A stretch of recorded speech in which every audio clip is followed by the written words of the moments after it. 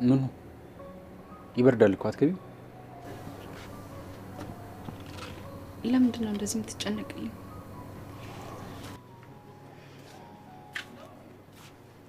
ሲከፋሽ ማየት ስለማልፈልግ እኮ። ለምን መሰለሽ? እንዴት እንደሆነ አላውቅም፣ ግን እወድሻለሁ። ይቅርታ በዚህ ሁኔታ እንደዚህ ስላልኩሽ፣ ግን በቃ ምንም ማድረግ አልችልም። ፍቅር ፈጣሪ የሰጠን ውዱ ነገር ነው። ራሴን መከልከልም ሆነ ኑኑን አትወደዳት ማለት አልችልም። ግን እኮ እኔ ላንተ መሆን አልችልም። ያው በሽተኛ አይደለሁ።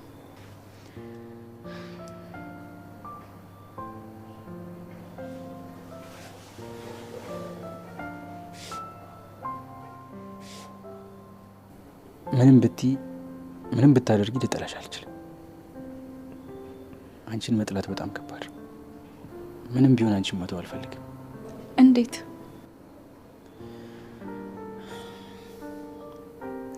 እንዴት የሚለውን ፈጣሪ ያውቃል። ነገ በጠዋት ስለምንሄድ አሁን ገብተሽ ረፍት አድርጊ። ማን ይመስልሻል? ገምች እስኪ። አንቺ አምሻል እንዴ? አልጠነቁል ነገር ዝም ብለሽ ንገሪኝ።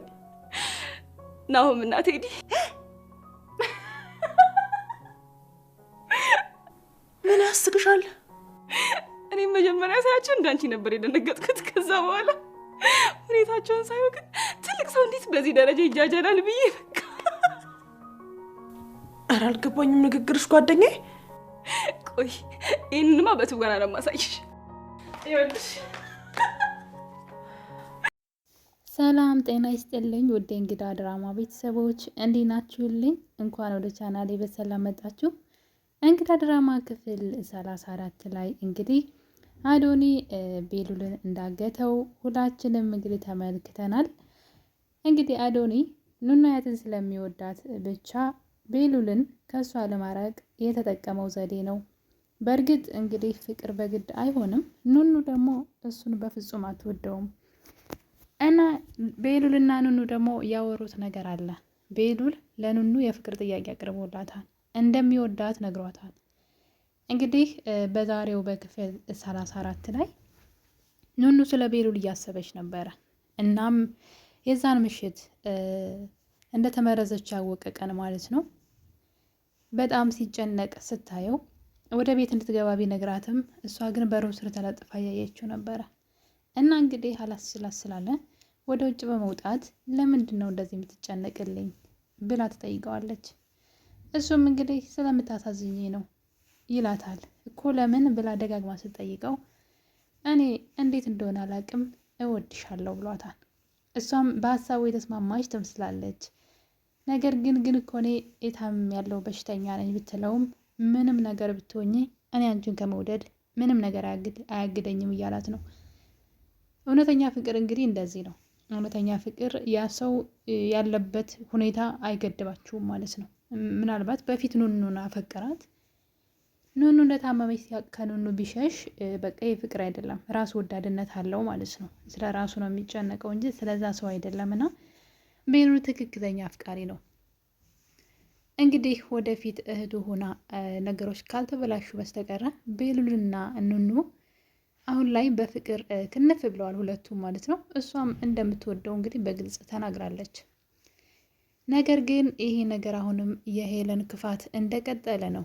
ኑኑያት እንግዲህ ሳሎን ቁጭ ብላ እያለቀሰች ድንገት ወይዘሮ ሄለን ወደ ሳሎን ትሄድና አንቺ የተረገምሽ ትዕዛዜን አልቀበልም ብለሽ አብረሽው ሄድሽ አይደል እያለች ከቤሉል መጥፋት ይልቅ እሷ ሄዳ መመርመሯ በጣም ስላናደዳት ደጋግማ ስትናገራት ነበር። ኑኑም እንግዲህ ለዛ ይቅርታ፣ ግን እንዴት አሁን በዚህ ሰዓት ቤሉል ጠፍቶ አንቺ እንደዚህ ታወሪያለሽ አለቻት። እንዴት እንደዚህ ትናገሪያለሽ? ቤሉል ጠፍቶ እባክሽ ቤሉልን ፈልጊው ስትላት አንቺ ምን አገባሽ?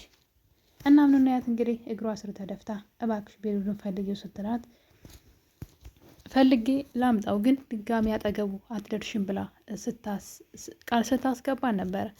እሷም እንግዲህ እሺ ሁለተኛ ካጠገቡ አልደርስም ግን ፈልጌና አምጪው እያለቻት ትገኛለች። ኑኑያት ግን በፍጹም ከቤሉል አትሸሽም። ቤሉል መታገቱ ለራሱ የጠቀመው ይመስለኛል። ምክንያቱም ወይዘሮ ሄለን ቤት ውስጥ ትልቅ ወጥመድ እንዳዘጋጀችለት ሁላችንም እናውቃለን። እሱም እንግዲህ አልወዳት ብሎ ከቤት እያባረራት ከቤት እንድትወጣ እየነገራት ያለችውን መክሊትን በፍቅር እምቢ ካለ በአንቺ እንግዲህ አልሳብ ካለ አብረሹ ትተኛለሽ ብላ እንግዲህ እቅድ አውጥታላት ነበረ። ሄለን እቅዷ ሁሉ እንደፈረሰ ስላወቀች ኑኑያትን በሽተኛ ነች በማለት እንግዲህ ለብዙ ጊዜ ከቤሉል እንድትርቅ እና እሷም እንድትሰቃይ ካደረገች በኋላ ይህ ነገር ግን እውነቱ ስለወጣባት ሌላ ጨዋታ ጀምራለች። እሱም ደግሞ እንግዲህ ልጅቷ አብራው እንድትተኛ ማድረግ ነው። የውሸት አብራው እንድትተኛ እና ከዛ በቃ ምንም አማራጭ ስለማይኖረው ከኑኑ ይሸሻል። ኑኑም ደግሞ ራሷ አትፈልገውም ይሄን ካየች በማለት ይህን ነገር አዘጋጅታ ነበረ። ነገር ግን አዶኒ ቀድሞ ስላገተው ነው እንጂ። እናም እንግዲህ በዚህ መሀል እያሉ ደግሞ መሲ እንግዲህ ከቴዲ ፍቅር ሳይዛት አይቀርም። ያው ምንድን ነው ውሃ ሲወስድ እያሳሳቀ ነው ይባላል እና መሲ በቴዲ ፍቅር ክንፍ ያለች ትመስላለች። እንግዲህ ለታዱ እየነገረች ነበረ ስለ ውሏ ስለ ቆይታዋና እናም እንግዲህ ስለ ናሆምና ያፌት ማለት ነው ስለ ያፌትና ስለ ቴዲ ሁኔታም ስታስረዳት እንግዲህ በጣም ነበረ ብዙዎቻችሁ ኮሜንት ላይም ስትሉ አይቻለሁ። አብረናት ነበር ስንስቅ የነበረውና ናሆምን እንዴት ሁለቱ ጅንን እንዴት እንደሆኑ ስትናገር ነበር በሷ ምክንያት ማለት ነው። ነገር ግን ቴዲን የወደደችውም ይመስላል። ቴዲ ግን እየተጠቀመባት እንደሆነ ብታቅ ጥሩ ነበረ ብትነቃ።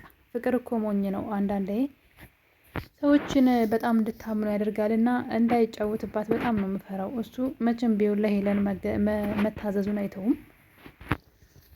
ሄለን እንግዲህ የአይንዬ ልጆች በየተራየ ብቻ እንግዲህ ችግር ውስጥ እያስገባቻቸው ያለየች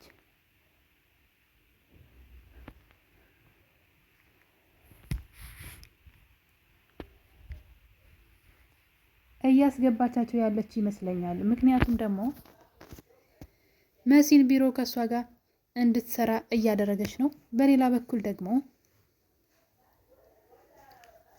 ኑኑን ከቤሉል እንዳትደርስ ሌላኛው ጨዋታዋ ነው። በመቀጠል ደግሞ መሲን ደግሞ ቢሮ ውስጥ እንድትሰራ አሁን ደግሞ መኩን ማለት ነው የእሷ ወጥመድ ውስጥ ልታስገባው ያሰበች ይመስለኛል። እንግዲህ መኩ እንደምናውቀው ገጠር ድረስ ሂዶ ስለ እሷ ማንነት እና ደግሞ ሰዎቹን ስላታለለቻቸው ማንነቷን እየፈለጉና ለፖሊስ እንዳሳወቁ ይህን ነገር ነግሯት ነበረ። እሷ ግን ውሸት እንደሆነ ለአዶኒ እንዲነግረውና አላውቅም እንዲል ብትነግረውም እሱ ይህ ነገር ካፌ ስለወጣ መዋሸት አልችልም፣ ሌላ ነገር መናገር አልችልም ቢላትም አንድ ነገር አድርግልኝ ስራ በማለት ገንዘብ ለዛ ለገጠሩ ሰዎች ማለት ነው ገጠር ውስጡ ነው ላሉ ሰዎች እንደዚህ እየፈለጓት ላሉ ሰዎች በገንዘብ አፋቸውን ለማዘጋት ገንዘብ ይዘህልኝ ሂድ እያለችው ነው። ይህ ነገር መኩን ወንጀል ውስጥ እያስገባችው ነው ማለት ነው። መሲንም ቢሮ እንድትሰራ የፈለገቻት ለዛ ነው። ቢሮ ውስጥ መጥፎ ነገሮችን ልታሰራ ትችላለች። ምናልባት ወረቀት ልታስፈርማ ትችላለች። በጣም ብዙ ነገሮችንና መሲ በእርግጥ ይህን ነገር ጠንቅቃ ታውቃለች። ስለዚህ ቀድማ መጠንቀቅ አለባት ብዬ አስባለሁኝ። ያለዛ ግን እሷንም ቤተሰቦቿንም በቀላሉ ነው የምታጠምዳቸው። ኑኑን እንደውም ቤሉል ሲመጣ ከእሱ ጋር ከሆንሽ ቤተሰቦችሽን ከዚህ ጠራርጌ ነው ጎዳና ላይ የምጠላችሁ እያለች እንግዲህ እያስፈራራቻት ነው። አይንዬ ማለት ነው። አይንዬ ግን ለኑኑ ቤሉል ቤት ሰጥቷቸው እንደነበረ ብትነግራት ጥሩ ነበረ። ምክንያቱም ደግሞ ኑኑ ቤት እንዳላቸው ካወቀች ብዙ ቦታ አሰጥም የእሷን ንግግር ብዬ አስባለሁ።